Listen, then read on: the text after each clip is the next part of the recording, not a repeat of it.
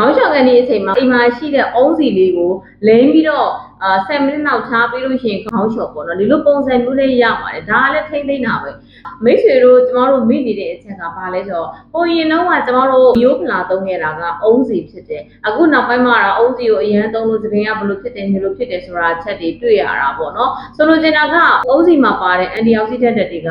အများကြီးသပင်ဆန္ဒအတွက်ကောစကင်အတွက်ကောဥယျာဉ်စကင်အတွက်လည်းအရန်ကောင်းပါတယ်သို့တော့ကျမတို့ကဒီလိုအုံးစီကိုအချိန်ကြာပြီးတော့မသုံးထားနဲ့ပေါ့နော်ခေါင်းလျှော်ကန်ဒီ10 မိနစ်15 မိနစ်လောက်အချိန်ပေးပါဒါဆိုလို့ရှိရင်တော့ကိုယ့်ရဲ့သပင်ဆန္ဒသည်အရွယ်မတိုင်ခင်သပင်ဖြူတာတွေအတွက်လည်းကာကွယ်ပေးနိုင်တယ်လို့ကျမတို့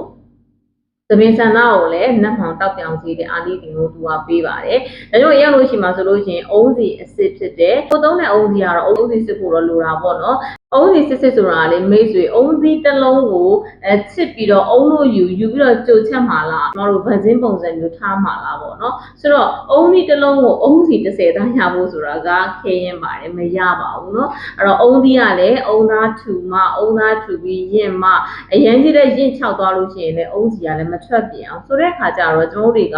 အုံးစီစစ်စစ်အမှန်တကယ်ကိုရဖို့အတွက်ကိုလည်းတေချာလေးလုပ်ရပါတယ်ဒါလည်းအုံးစီစစ်စစ်ကိုယ်တိုင်လုပ်ဖို့တဲ့ဆိုရင်သိမှာပါဒီမှာမိတ်ဆွေ